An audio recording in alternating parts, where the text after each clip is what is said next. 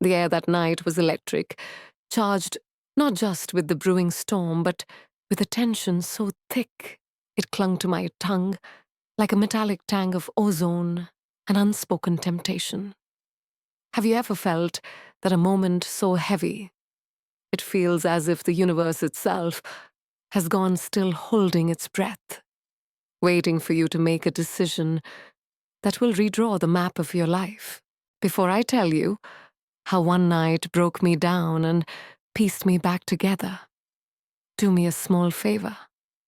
Tap that subscribe button, maybe even ring the bell. Trust me, you won't want to miss where this story takes you. My name is Adrian. I was 23 that summer, aimless and stranded back in my childhood home, a vast modern villa perched above a restless coastline. After college had chewed me up and spat me out with a degree that seemed as useful as wet paper.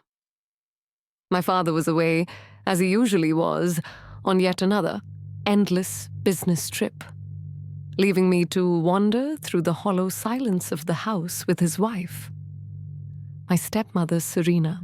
Serena was 42, a woman who looked as though she'd been carved by a patient, brilliant artist.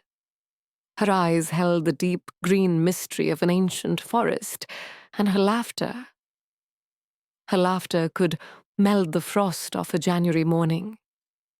She was a masterpiece my father had acquired, then somehow forgotten to truly admire.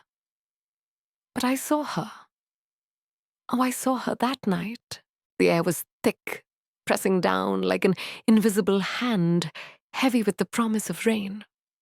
I was on the terrace with a glass of stolen whiskey, watching lightning tear open the distant sky in silent, jagged flashes. The only other sound was the slow, hypnotic bubbling of the hot tub steam, curling upward, like restless ghosts, into the humid night. I thought I was alone, drifting in a haze of alcohol and brooding thoughts, until I heard the faint whisper of silk. The sliding glass door opened, spilling a wash of warm golden light onto the terrace's dark stone. Serena stepped out, but she wasn't alone. Two of her closest friends followed Vivienne and Camille, each wrapped in thick robes, their voices low and conspiratorial, their laughter slicing through the heaviness in the air. My heart jolted in my chest like a trapped bird. Adrian, darling. Serena's voice was velvet and smoke all at once curling around me. Brooding out here all by yourself. We can't have that. They moved toward me in perfect unison, 3 sirens closing in on a lone ship. Beneath their robes, the faint shapes of bikinis clung to them, the silk hinting at far more than it revealed. Vivienne, the bold one, shot me a wicked grin. There's room for one more handsome, unless you're afraid of a little water. Before I could even process, Serena was right beside me. She didn't just take my glass. Her fingers brushed against mine, a fleeting touch that sent heat racing up my arm. Her scent, jasmine laced with something warmer, more dangerous, slid into my senses like a slow intoxication. "Don't be shy, Adrian," she murmured, her gaze locking onto mine.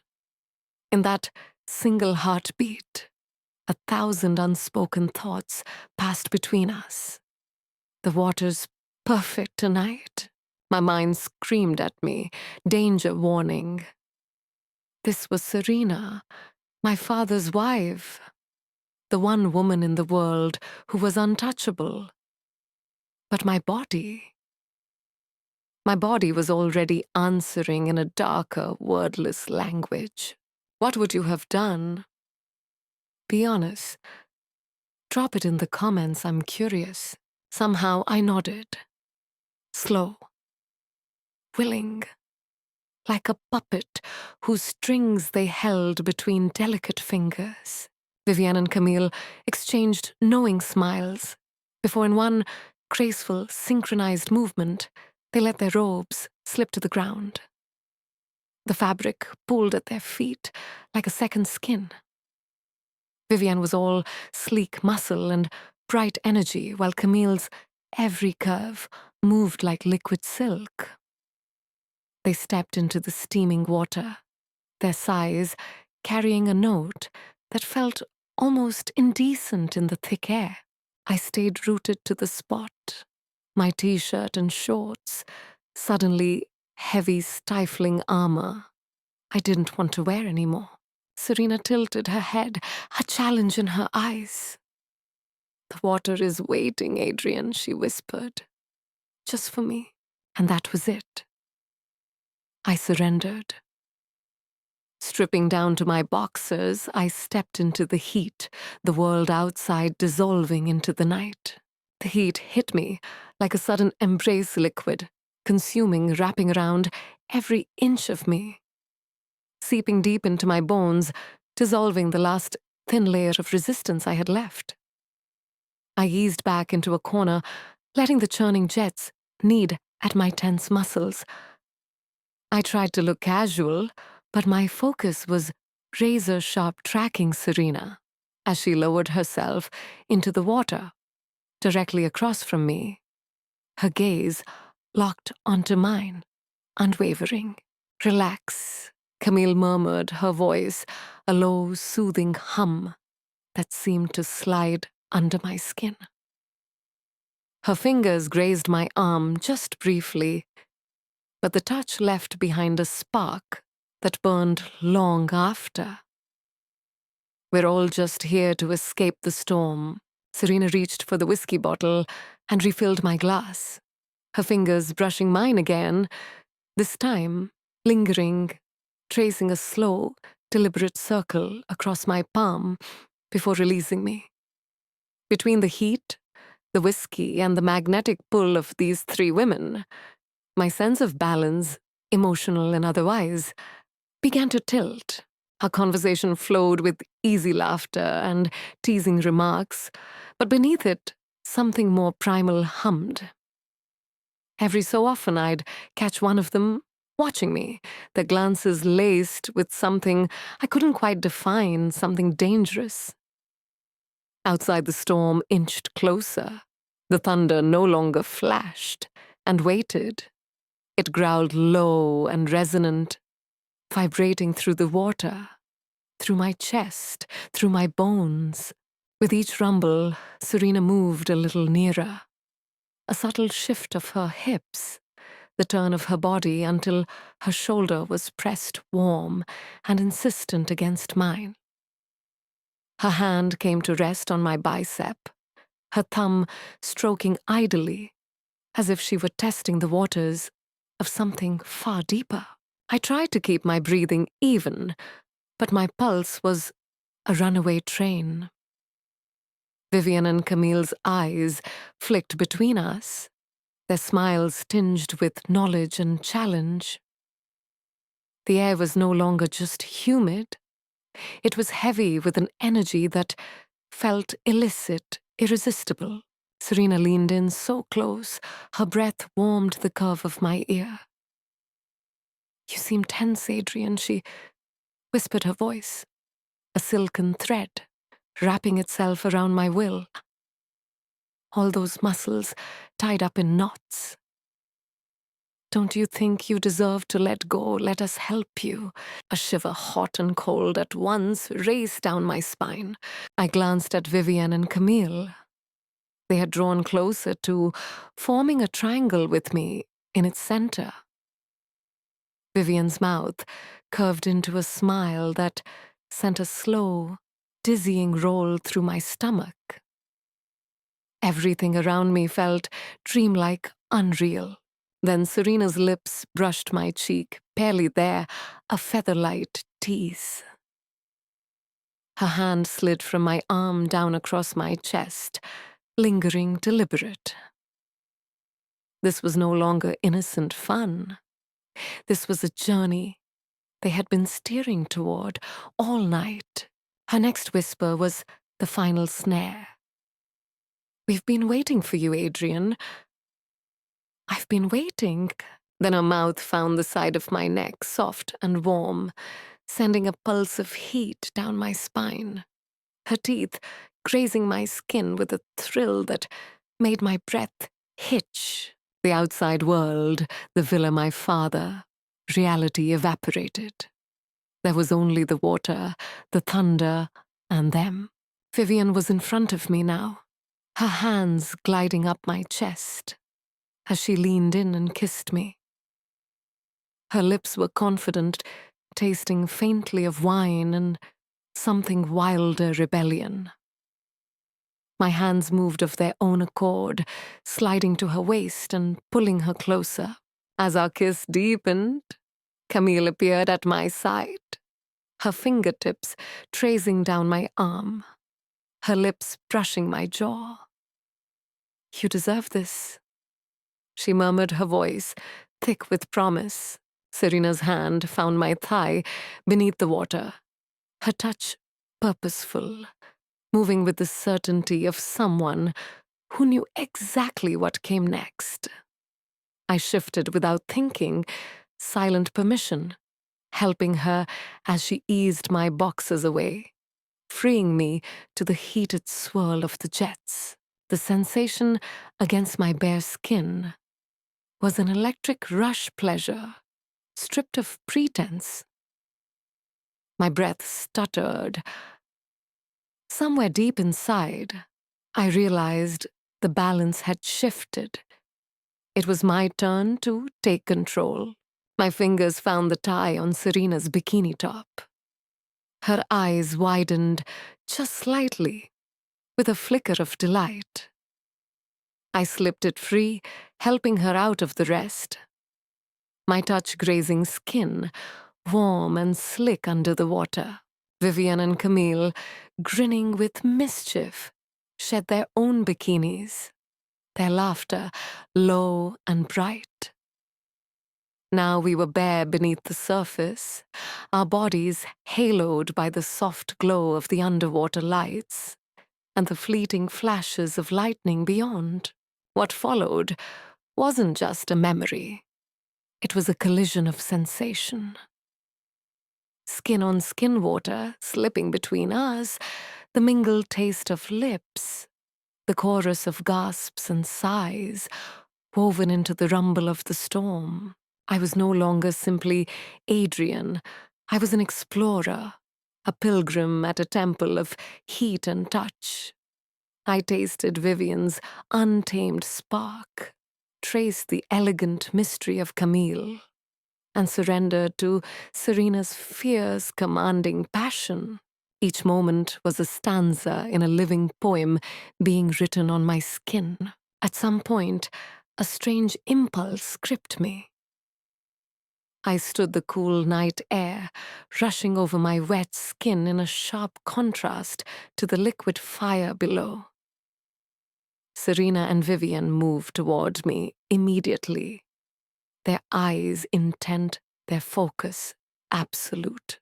The sensation was dizzying, a collision of heat, touch, and taste. Their mouths, their hands, the swirling water wrapping around my legs like a living thing. It was a crescendo so sharp, so overwhelming, that a sound tore from my throat, lost in the sudden splatter of the first heavy raindrops falling from the night sky. We lingered there long after the rain, now a steady curtain, its coolness mingling with the steam that curled from the hot tub. The frantic pulse of moments before had faded, replaced by something slower, softer, an intimacy that was quiet, almost tender.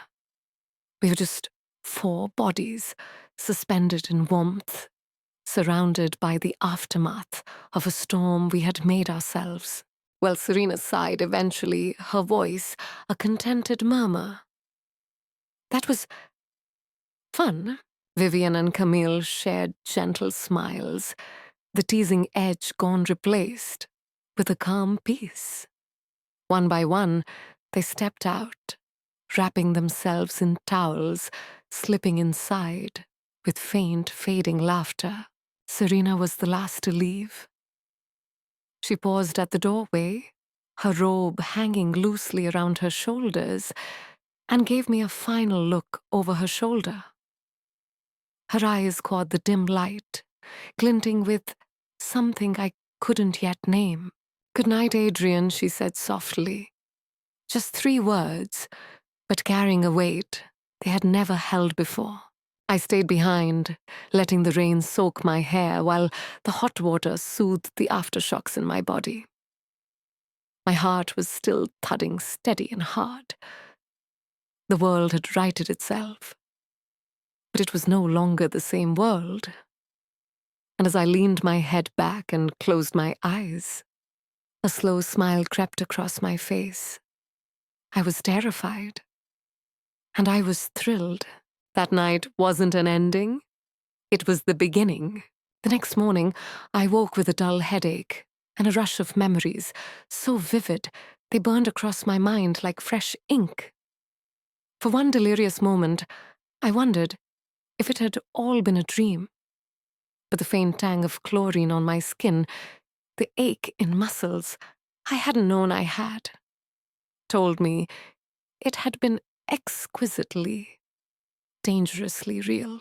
The house was unnervingly still. I padded downstairs, my stomach twisting with equal parts anticipation and dread. The kitchen was empty, except for a folded note on the granite counter. "Brunch with the girls. Back later." I exhaled a breath I hadn't realized I was holding. I wasn't ready to see her. I needed time to untangle my thoughts. Over coffee, my mind became a war zone, guilt clashing with pleasure, fear wrestling with a deep magnetic pull toward her. She was my stepmother, the ultimate taboo, and yet the way Serena had looked at me, the way she had said my name, it hadn't felt like sin. It had felt like finding home. When the front door finally swung open that afternoon, my chest tightened. Serena stepped in, impossibly elegant, in a light summer dress. When her eyes found me, her perfect smile faltered, just a fraction of a second, but enough for me to catch the flicker of nervousness there. "Morning," she said, lightly, too casually. "Sleep well." I just nodded. My voice didn't feel safe yet. She busied herself at the counter, the silence between us swelling until it almost pressed against my skin. Then she turned, leaning back, with her arms folded, studying me. "About last night," she began, and my pulse jumped. "Adrian, I hope you don't feel pressured or uncomfortable." I shook my head, finding my voice. "Not uncomfortable, just surprised." That earned a real smile from her, warm enough to reach her eyes. "It wasn't planned, if that's what you're thinking. It just happened." We talked then. Really talked. She told me Vivian and Camille were discreet. What happened on the terrace would remain on the terrace. She made it clear she didn't regret it, but she would understand if I wanted to pretend it had never happened. But have you ever tasted something so rare, so intoxicating, that the thought of going back to life before feels like starving yourself? The days that followed became a strange choreography of politeness. Stepmother and stepson. We passed dishes at dinner, exchanged pleasantries about the weather. But underneath the air between us was charged alive with glances, held a second too long, with accidental touches that weren't entirely accidental. A week later, she came to my room. I was at my desk pretending to work, but my mind was miles away. A soft knock.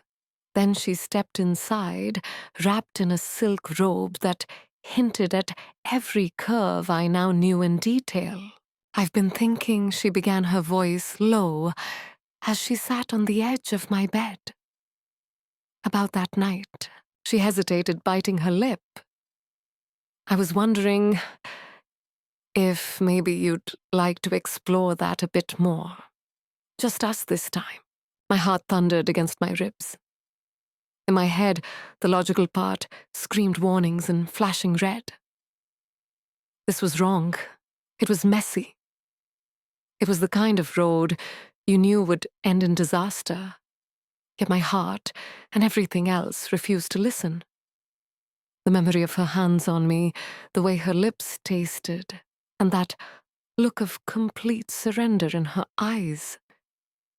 It drowned out every whisper of reason. Okay, I heard myself say, barely above a whisper, as if surrendering to something inevitable. Let's see where this goes. That night, everything between us shifted. The wild, chaotic frenzy of the hot tub gave way to something slower, deeper, almost sacred. It wasn't just about pleasure anymore. It was about exploring, about learning. We spent hours tracing the topography of each other's bodies, mapping out desires, with feather-light touches, and words spoken so softly, they were almost dreams. As dawn began to slip through the blinds, Isabella lay beside me, her head on my chest, her fingers drawing idle circles over my skin. Well, she murmured, her voice heavy with sleep, and a lazy kind of satisfaction. This changes everything. She was right. Something fundamental had shifted. We couldn't go back, even if we wanted to. Over the next few weeks, we found a secret rhythm. By day, we wore our masks and played our roles. But at night, behind locked doors, we were equals, lovers, confidants, and something dangerously close to soulmates. She told me about the loneliness that haunted her marriage, her fear of aging into invisibility. I told her my own truths, my insecurities, my restless dreams, the fears that gnawed at me in the dark. It wasn't just an affair. We were building something alive, something that breathed between us. One night, in the middle of that fragile new world, she hesitated before speaking. How would you feel, she began, about including others again? I blinked, caught off guard. Others? Like Chloe and Maya? She bit her lip, glancing away. They've been asking about you. A sharp wave of jealousy hit me fast and uninvited. What we had felt, sacred, private. The thought of sharing her was like being asked to give away a piece of myself.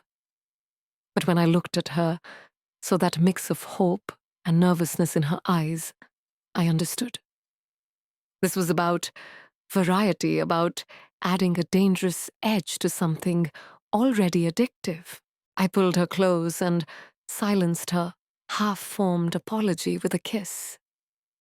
We can try, I said against her lips, but you'll always be my number one. Her smile was sunlight. The following weekend, Chloe and Maya came over. The awkward tension from our first encounter was gone, replaced by an electric current of confidence and hunger. This time I wasn't tentative. I was present. I was in control. We started with wine and teasing banter in the living room, but soon we were in the master bedroom, limbs-tangled laughter, mixing with breathless gasps. Every touch, every shift in the air was part of a symphony of desire, and I was its conductor. As the weeks turned into months, our unconventional little circle settled into a strange stability. Isabella and I were the constant, our connection deepening until it was almost unbearable. Chloe and Maya became the sparks that kept the fire from ever cooling, adding surprise and thrill without threatening the core we had built. We navigated jealousy with raw honesty, fear with whispered reassurances. Then one night after the others had gone, Isabella lay curled against me, unusually quiet. "I need to tell you something, Leo," she said softly, her voice trembling. My stomach tightened. I braced for an ending. "I think I'm falling in love with you." The breath left me in a rush, part shock, part overwhelming relief. I cupped her face, letting my eyes lock on hers. "Isabella, I think I've been in love with you for a while now." That night, our bodies met in a way that felt entirely different. Less about lust, more about claiming something neither of us dared name before. As summer faded into autumn, we found our version of normal. We both knew our love was a house of cards, beautiful, but vulnerable to the smallest gust of wind. We knew the world would judge us, maybe even destroy us. But in those quiet moments, watching the sun sink below the horizon from the terrace where it had all begun, none of that mattered. Isabella said one evening, pressing closer to me, "I never imagined that night in the hot tub would lead to this." I laughed, pulling her against me, breathing in her scent. The sky above us was painted in strokes of orange and pink, and I thought about the journey. From a boy stumbling in the dark to a man who had found something so rare, so consuming it defied explanation. There would be storms ahead. There would be risks. But holding her there, I knew I wouldn't trade a single second. Somehow, against all odds, I had found everything I didn't even know I was looking for. And it had all started with a storm, a hot tub, and one reckless choice. Our story isn't over, not by a long shot. And if you want to know what happened when my father came home, well, you might want to stick around.